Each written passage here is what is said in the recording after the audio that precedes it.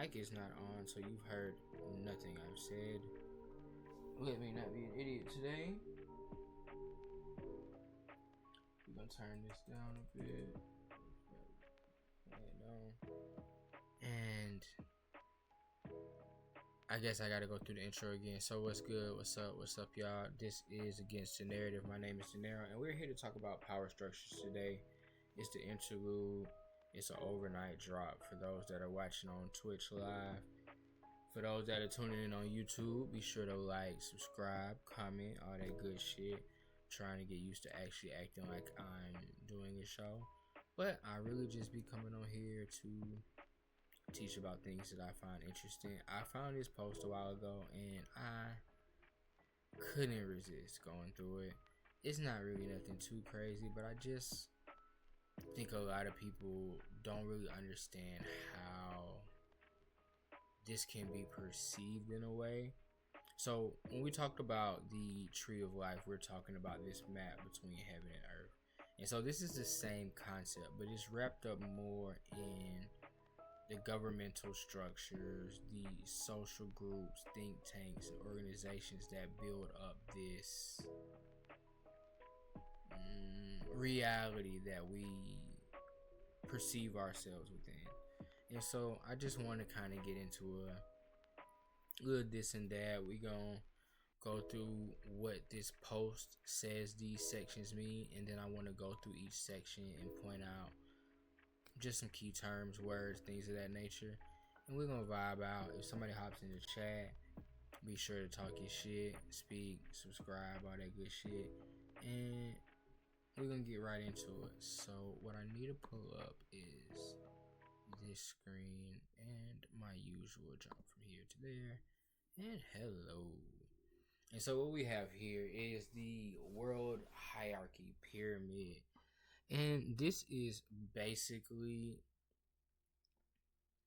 like the conspiracy theorists' worst and best nightmare, I guess, put together.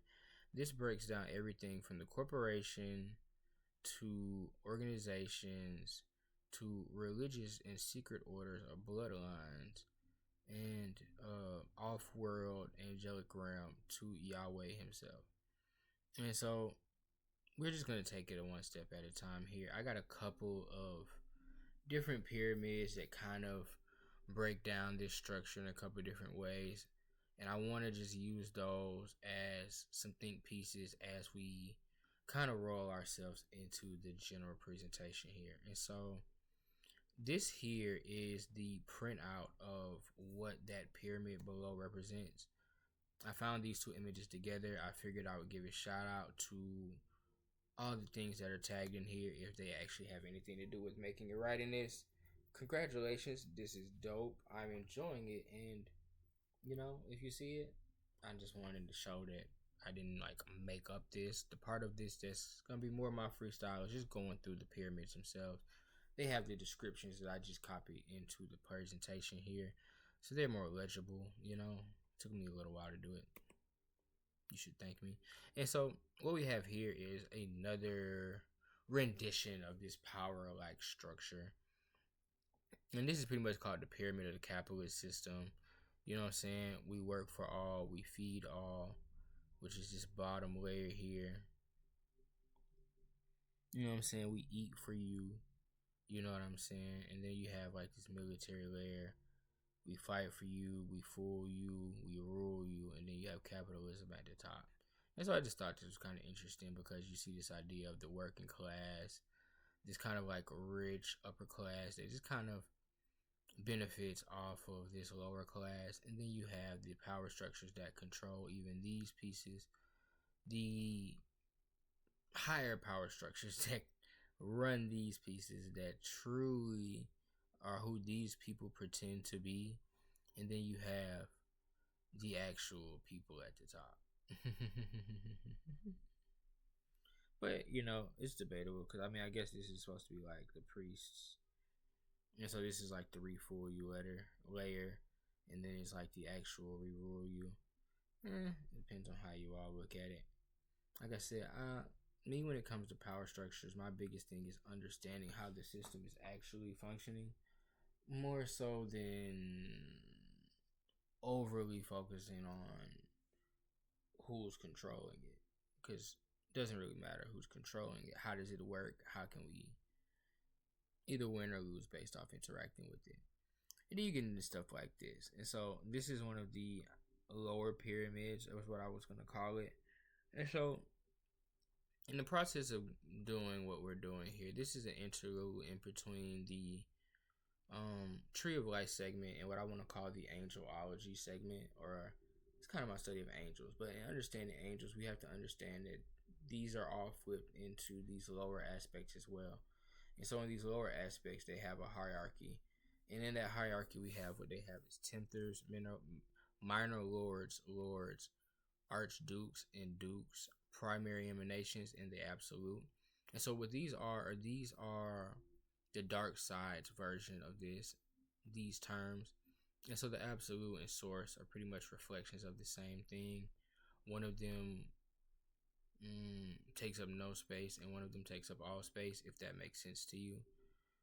Primal emanations, from my understanding, these are more like innate thoughts.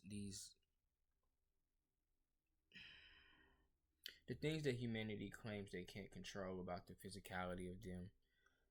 These are these beings incarnate.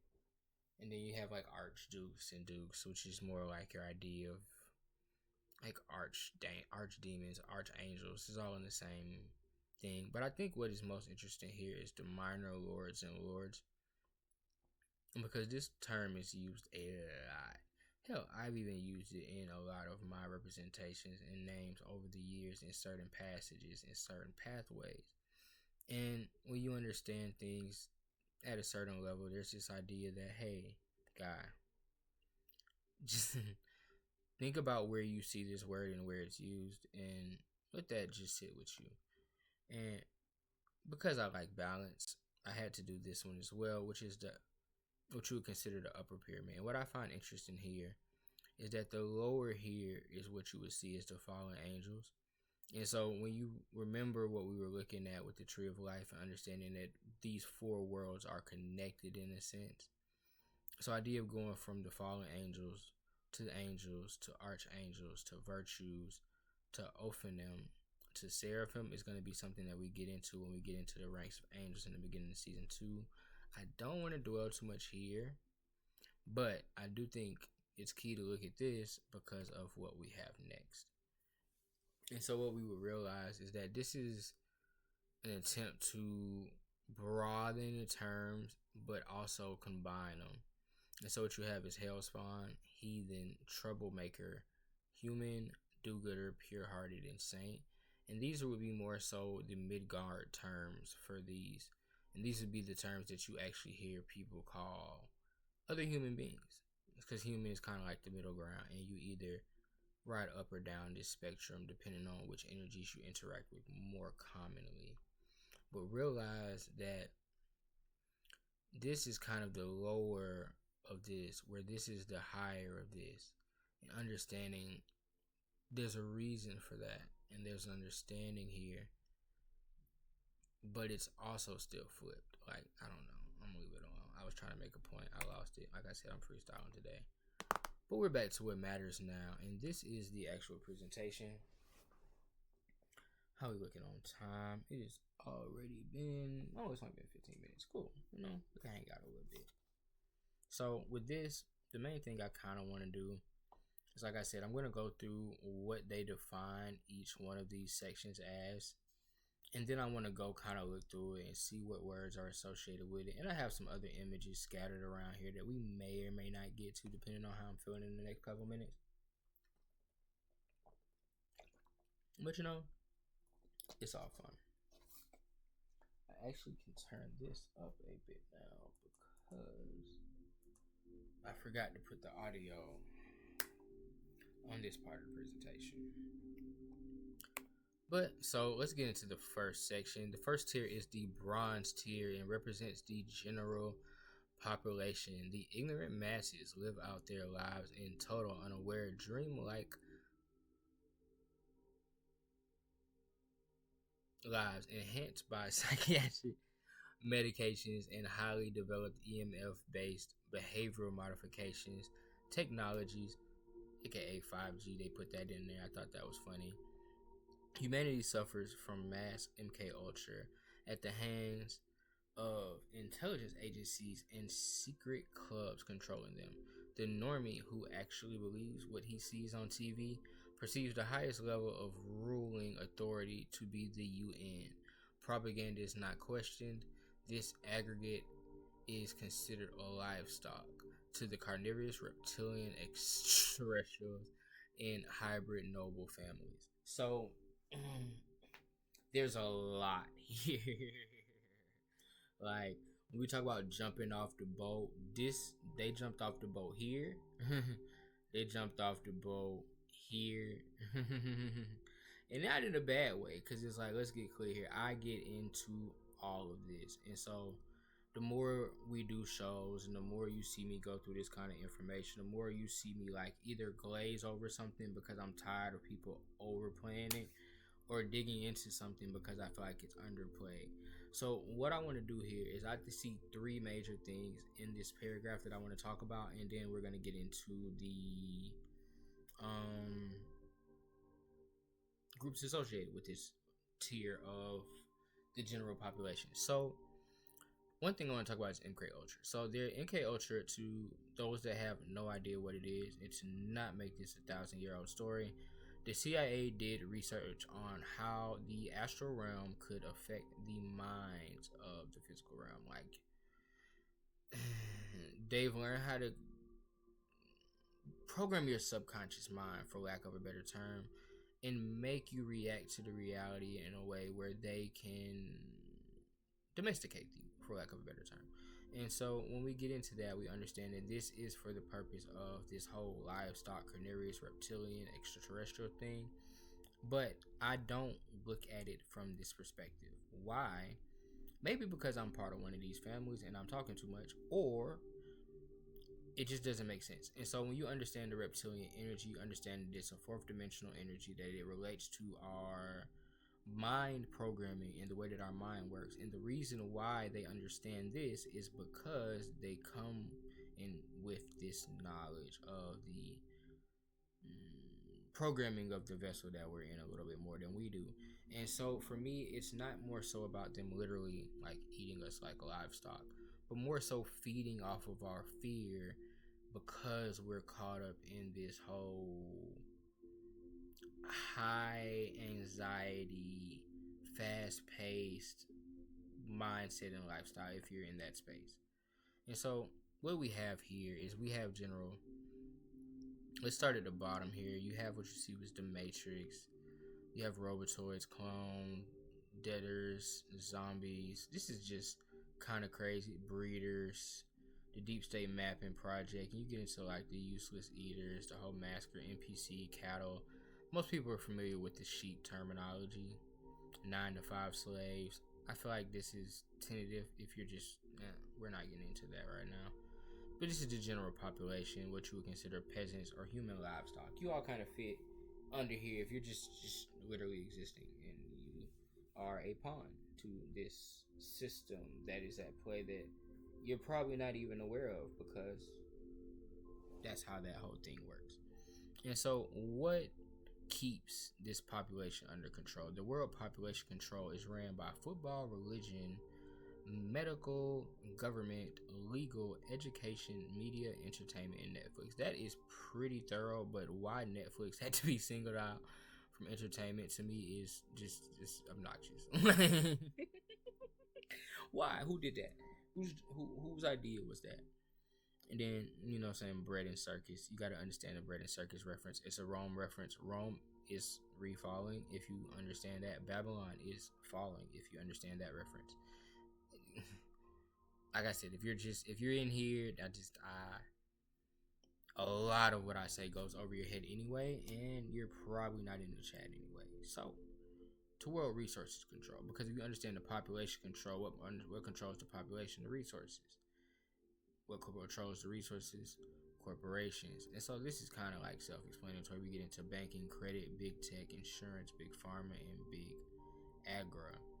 And so all of this is correlated to how you eat and spend your money and your livelihood. And then you get into energy, real estate, communications, mining, shipping, consumer goods, and smart grid. This is all the infrastructure that runs it. You see nepotism and crony capitalism. And so these are basically the things that you have to be able to be willing to provide for yourself in order to be truly sovereign. You have to have a corporation's worth of assets to be sovereign. At least, like you have to be able to get out of this. And then you get into world financial control and world institution control, and this is a little harder to get out of, because you still got to have some type of central bank, tax revenue, dividends, stock markets, hedge funds. This whole system is something that you almost have to integrate with to continue to move up. But you can, sidestep it. But we'll get into that in a moment. It all depends on where you sit in this list and where you allow yourself to sit in this list. And I'm not teaching that yet because y'all not finna blame me for trying to change y'all lives. But you have the IMF. I don't even know what this is. I'm pretty sure I would if it wasn't abbreviated. But WB, BIS, World Economic Forum is something you hear a lot. The UN, the EU, WHO, NATO versus BRICS. This is an actual interesting comparison because how old is this for them to have BRICS on here? But, so these are what you consider the world powers at B. This is what's at display. And like we already said, though, this is the food layer. This is all bullshit. According to this, everything you see on here is smoke and fucking mirrors. And this is most people's lives. Most people don't even know this shit up here. Don't know what half of this shit is. Like, they understand it, but most people stop about right here. The average conversation stops in this bubble. But we get to tier 2. And this is where the silver tier is. This is secret societies and think tanks. The secret world order is divided into 2 wings. Hexagon Group, comprised of the Freemasons and Khazarian Mafia, controls the political, financial, scientific, educational, and media realms. The Octagon Group is a fortification of the Hexagon Group. Its military strong arm fills their ranks, now decorated with high military titles and in possession of nuclear launch codes. This is wild. Both groups work towards the world order, the new world order. Special nations, Israel and Switzerland, are safe. That is interesting because that bitch ain't too safe right now, but I'm gonna mind my business. Are safe harbors for these global white collar criminals who secretly worship Baal. As they claim to have the authority to create international law. This is very interesting when we get into world topics right now, when we talk about what's going on. You know where, you know who. Please don't flag this video because I am just reading the words on the paper.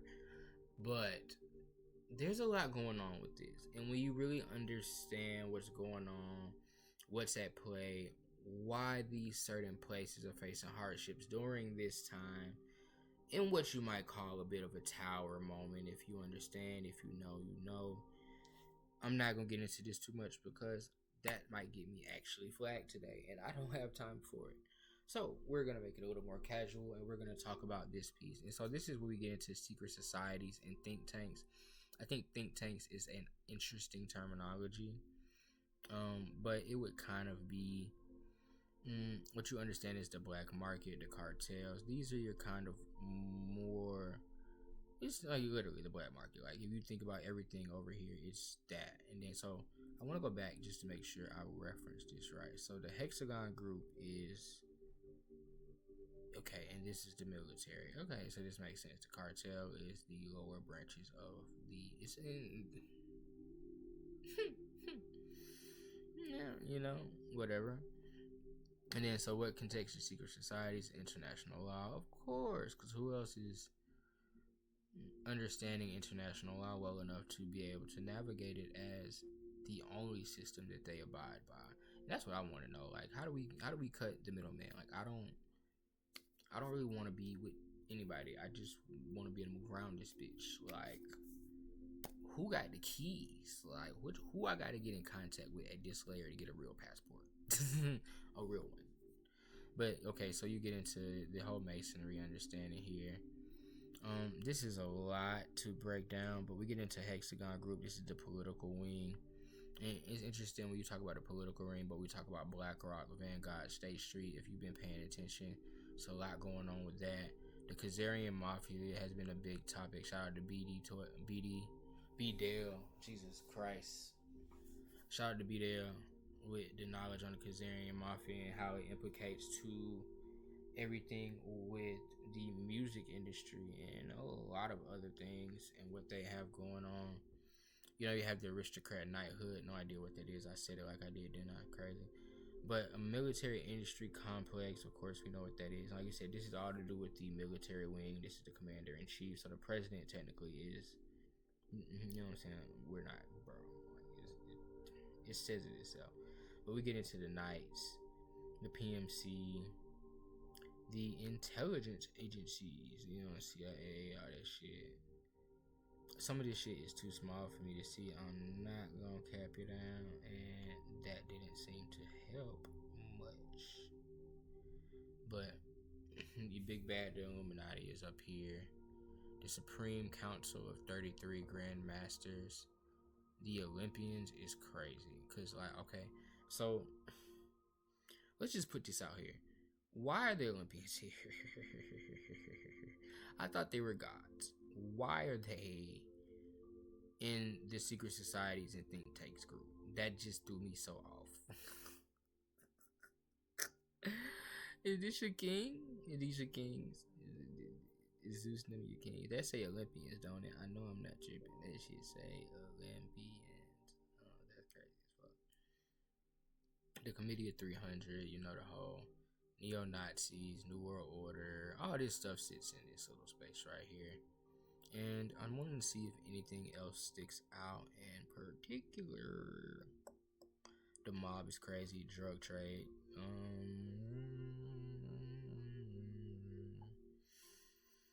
Order of Red Dogs. Ah, that's interesting. I've actually heard that term before. That's interesting. But yeah, there's not too much more here. I ain't gonna lie, I'm more excited about the upper sections. A lot of this stuff is, you know, your common conspiracy theory. You know, who goes where with who to do what and hides it. It makes all the noise so nobody gets seen. And, you know, whatever. We're back to tier 3, the gold tier. The priesthood and bloodlines of this tier pyramid. These are people who curate the mind's control exerted over the most powerful cults in the world. Huh? Oh, who curates the mind control exerted over the most powerful cults in the world? The priesthood. The leader of Christianity, Islam, and Judaism. There are older cults preceding these, for a king is believed to be anointed by God. Ancient priest kings were studied adepts in the dark arts. Coverings of warlocks and witches lurk in the darkest shadows of the royal ranks. Titles of nobility are prerequisites to hold authority in navigating mankind. There is a degree of contested supremacy between Jesuits, Venetians, Islamic, and Asian dragon royal factions. This is interesting. Particularly this one to me. We know about this well enough, and we know about this well enough. But a couple of things that stood out to me here is the ancient priest kings, understanding the Nubian, the Naga kings, understanding the priest kings of what we understand to be Lemuria or Atlantis is another topic that gets overlooked a lot here. And what we're really saying here is that the infrastructure that we understand to be religion was implemented by these bloodlines of what they consider the 3 major lands of the world. And so it's interesting because we talk about this Jesuit, Islamic, Asian thing. And so a lot of people would consider this to be niggas for real. this to be what we understand to be the Indian or the Hindu or uh, Arabic type of bloodline, and this to be more of this Asiatic thing that we understand. But we have to realize that the greater scheme of all that these are all the like offsprings of something older. And that would be this. Yeah. And so it's just to even know what this is and how this infrastructure actually functions would be on this in this title of nobility thing. Like you just have to know to know. And I only know a little bit. And so for what do I know here? This I do know. And so what you understand is these are these three wings active and in action. So this would be what you understand to be the Washington D.C., which is also the military, the religion, and the bank of this system. The three cities that run the world. These are like the headquarters of this priesthood type of situation. Vatican being the fucking vault for all of this shit. And then understanding the Jesuit order and this ancient Asian dragon families. And so this kind of creates this situation here. And so you look at the whole Pharaoh with the Jews thing, and you get the Council of 13, which is something totally different, but it all goes into this Vatican gray pope, hand behind the hand. I can't pronounce his name, but you get into this Druid council, the priesthoods of, can't read that, the cult of Baal, all of these things that do with this like hidden hand around the Vatican. And then you realize all the Asian cultures, the black magi is something that a lot of people miss out on. They admire, yeah, I'm gonna go look that up now because I just made a fool of myself and I don't even know what it is. The law of the sea. Oh yeah, this is the whole thing about marine law. The aspect that we actually operate under a marine law system in most courts and houses because they don't have real rights to the land. And then you have cosmic law or spiritual law, which is operated by the priesthoods, the sovereignty, and this is the whole papal doctrines thing. This whole bloodline connected. I wish I could read this. If anybody can find me a better version of this, I will actually pay for it. If you give me a version of this PDF that I can read every word on here, I will pay for it. I might go pay for the copy that I seen, but I wasn't paying for it for the presentation because this is free. But so what I really want to point out here is understanding that when we get into this timeline, we're talking about DC, Vatican, and London. So are these still supposed to be correlated? Because we still have this Antichrist. We're talking about the king and queen here. And mind you, this is like the top of like our reality physically. Like everything past this is, I promise you, y'all, this is where I want to have fun at. Because this is where we're going for season 2. This is just kind of the transition from the last thing that is going to kind of be in y'all's game of reference. If you're not like into, like, bro, it's literally extraterrestrials and off-world on the next line. Like, this is the last line of defense on the planet. This is who keeps y'all from knowing what's really going on around this motherfucker. Like, it is all hidden through religion, money, and weaponry. Pretty much. I keep these two mixed up because this is the religion, this is the bank, and this is the security. You know, Washington has America is the big bully. Vatican is the religion, peaceful, but they hiding everything they really want over there. And London is kind of the sleeper in this. Like, a lot of people don't talk about London. Like, I almost don't want to go out there. Like, I'm just out there like, I'm cool. That might be the first place to catch fire when she just randomly pop off. I'm cool. And you get into this whole mother of darkness, Antichrist, with the queen, correlating this idea that they truly worship the dark mother. And you understand the pharaoh, the emperor, the king. All of this over here has to deal with this whole concept of the House of Salad is crazy. Let's see what else they have here. They get into the serpent, the Cain bloodline. This side, that's why they're correlating is here. Is there anything else I can actually read? Because Jesus. Nope. So we're going on from here. Is it gonna go to the next part? I can't even say this word, but we're gonna go through the slide anyway. Yeah, I'm definitely not doing no late night streams. We're gonna plan these out to make sense, but I wanted to get this one out the way because every time I'm on this bitch past 12, I be tweaking. But tier 4, tech type to yeah, extraterrestrials. Cults are formed around closely guarded pacts and covenants with off-world entities who often share guidance of technology with those whom they select to lead humanity. These off-world there's come as both solid and flesh and bone beings. Come as both solid flesh and bone beings, as well as astral and etheric spirits. Oh, I'm tripping. We're gonna read that whole line over again. These off-worlders come as both solid flesh and bone beings, as well as astral and etheric spirits. Among these, there are ones who have lost contact with source and live by vampirizing other life forms. They create systems of enslavement through mind control, lawfare, and numbers. There is a higher authority, God's army, comprised of angels, but where universal light and dark meet, spiritual battles ensue. And so let's be clear here. So this whole pyramid is talking about all these other groups, and we don't get to the actual battlefield till up here, and don't nobody even know what the fuck none of this shit is. I ain't gonna lie to you. Like, I could turn this shit off right now, cause half the shit I'm finna say, niggas gonna be like, bro, what is you talking about? But we'll get into it, because a lot of people have popularized some of this shit.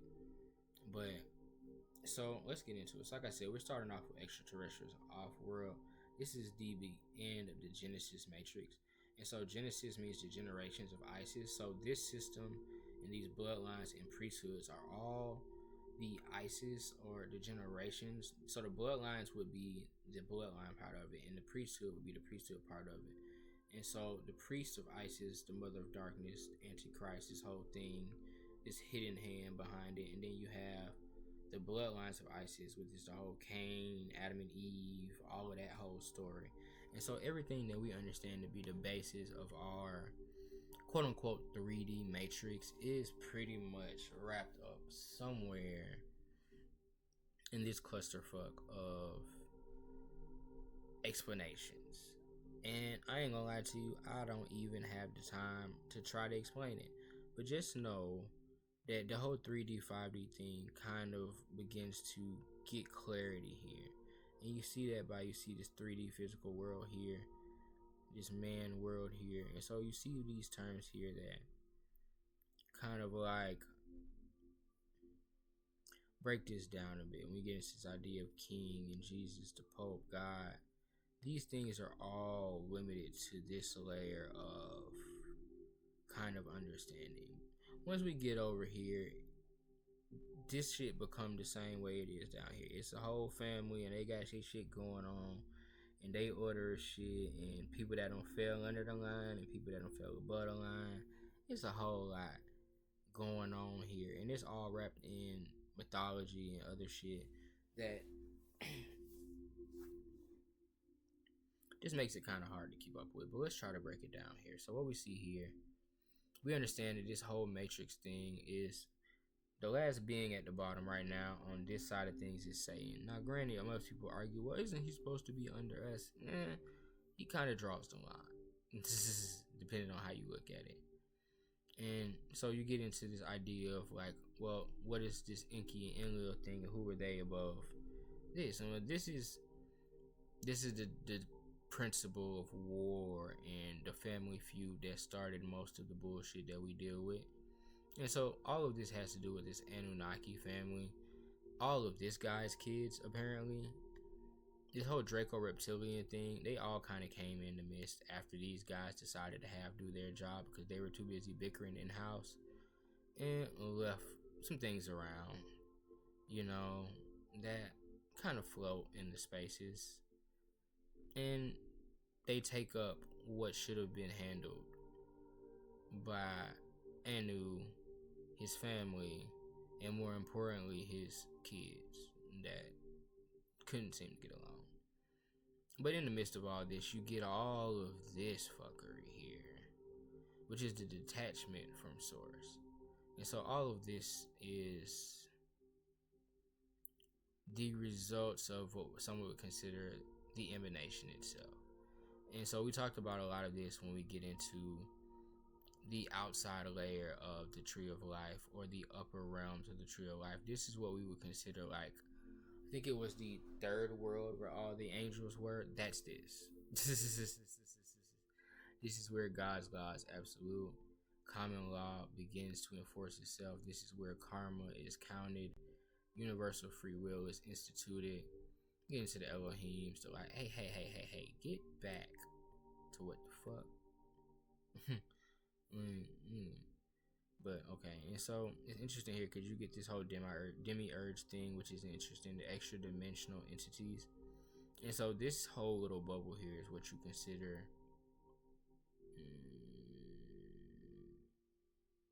I call it purgatory. Some people call it like mini heaven or the lower heavens. This is where you get into the whole demons, the genies, the asheras, the onis, the archons, the demons, ghosts, devils. The demiurge is supposed to be the Gnostic representation of the Christian God, which is interesting. Trans-dimensional ETs, and all of this other wild shit. And so everything in this bubble is pretty much in your bubble of like, hey, if you do shrooms or acid or anything, and you're talking to anything, it's probably one of these things. Unless you know where you're going. Just, we're gonna put that out there. And it's okay, make friends. But know where you're at. And so, I don't remember. I believe we get one more section. I don't want to be here too late. We're almost an hour in. And so, I'm going to go ahead and go to tier 5, which is Aether, or the angelic realm. God is the knowable supreme being, the one that the lower gods claim to be, but are not. God is the light. He who giveth life for Satan is that which taketh away. Mind you, this is a crazy line. He who giveth life for Satan is that which taketh away. What?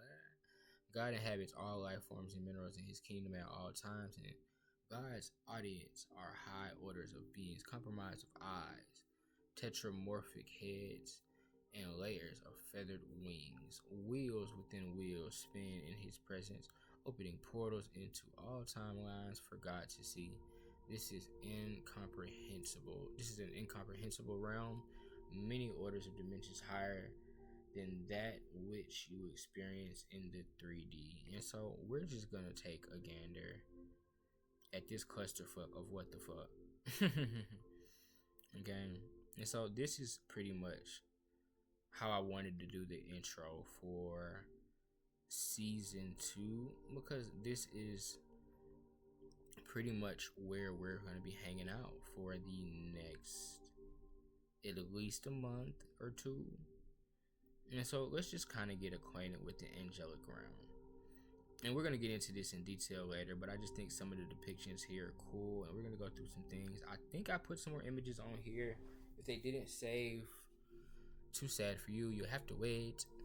Other than that, we're going to go through what we have left and go ahead and wrap it up. And I'm going to close some closing words and have some fun, because I'm going to sleep.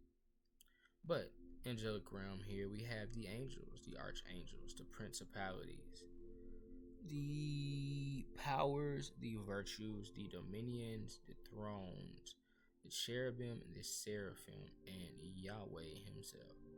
And so we have the third world. I think that's bro. We're going to get into that later, because I know what that is, and I don't even want to say it wrong while I can't read it. But I did want to go through some of this other stuff over here because it's interesting. And so when you look at this stuff right here, we're talking about like the Vatican in this order here. I don't know what a laity is, but the monks and nuns, the deacons, the priests, the bishops, the archbishops, the cardinals, the pope, Jesus himself, then God is interesting. This peasants and seraph, tradesmen and merchants, knights, which I think is dope, nobles and lords. But see, remember earlier we talked about this lords thing, and it shows up as being these beings that seem to have a say so at a high level, regardless of their preference for darkness, for lack of a better understanding. And then you have these kings, and then whatever this says in God. But I think it's interesting because when you get into some of these things up here, like understand this Cain and Abel, Seth, all of these biblical names. You get into Adam with Lilith, and then you get Satan here. Who the fuck is this? You see what I'm saying? You get the eye. What is all of this? This is the whole demiurge. Ah, yes, and I can't. But yeah, okay, I remember this. This is the whole demiurge Gnostic family tree thing here. It's supposed to extend from the real Christ Sophia, the knowledge that is this seraphic being of wisdom that generated this whole clusterfuck that we existed in the 3D realm. Yeah, and so it's just so interesting because you see a lot of this stuff being depicted. And I know people are like, oh, how are you going to show this and not explain anything? And it's like, bro. The amount of loopholes that I'm going to have to tie together to get some shit like this in order, I'm not there yet. But, you know, we get into this idea of aeons, God, and whatever all of this is. But, you know, you see these different aspects of these angels, the seraphim, the cherubim, the ophanim. Why is Mary up here as a star under a star? That is interesting. Oh, okay, so we're doing the whole Son of God, Holy Spirit, God itself thing, and Mary being... That's interesting. But see, over here, I kind of preference some of this stuff over here. This whole war in heaven, yin and yang. You get into the 72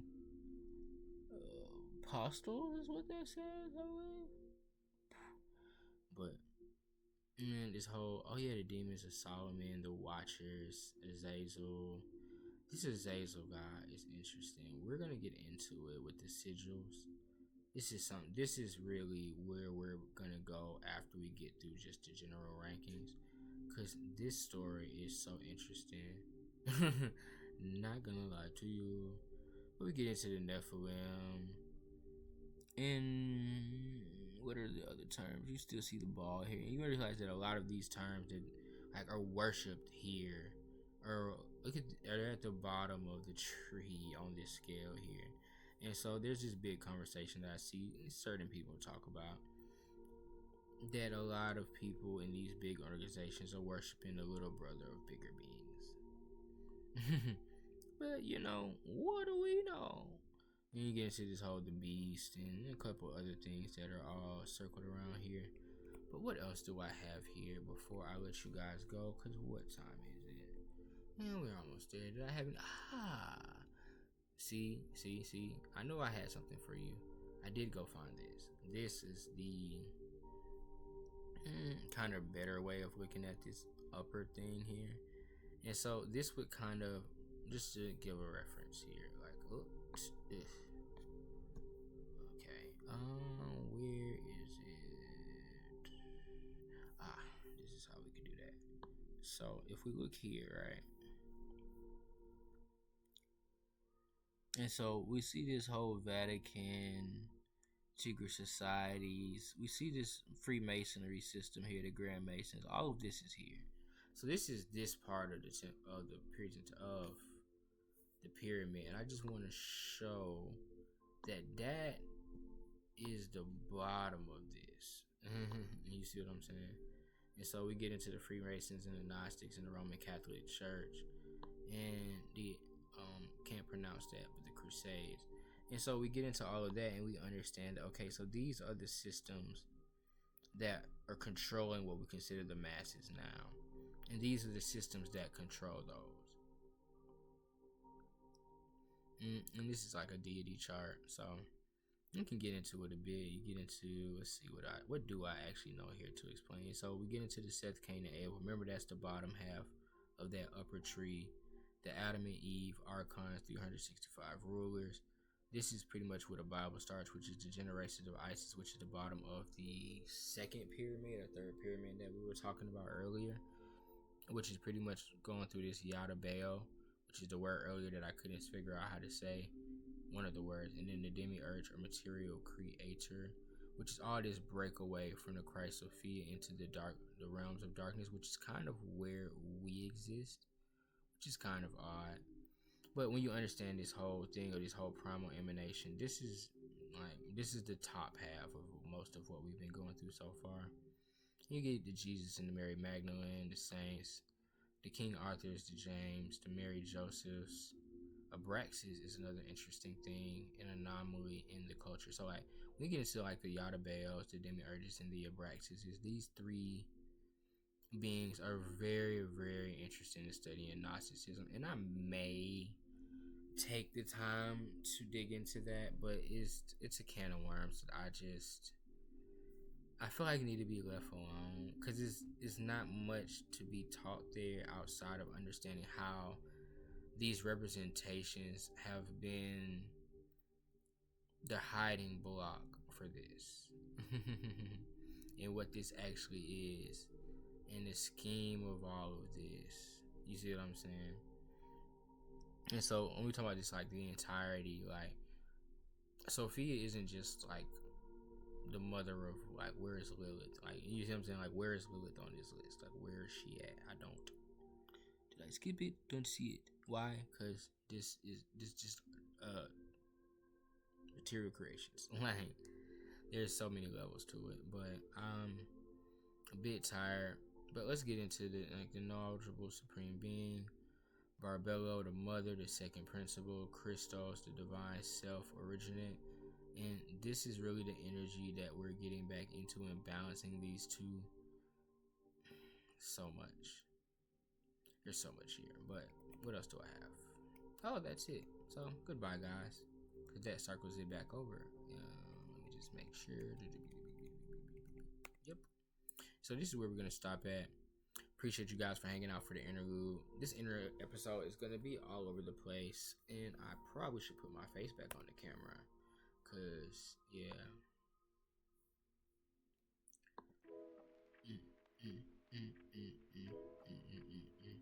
But yeah, tired. Appreciate y'all. Might re-record this. We gonna watch it and see. But I hope y'all enjoyed a little walk through the power structures. We're gonna get things back organized and looking real nice. And I'm probably gonna revamp some things about the setup here, cause I'm kind of bored now. I want to do something different for season 2. So we'll start season 2. Give me 2 weeks. I want a week to really plan it out. And don't forget to like, subscribe, comment, do all that shit that social media people do. And I am gone.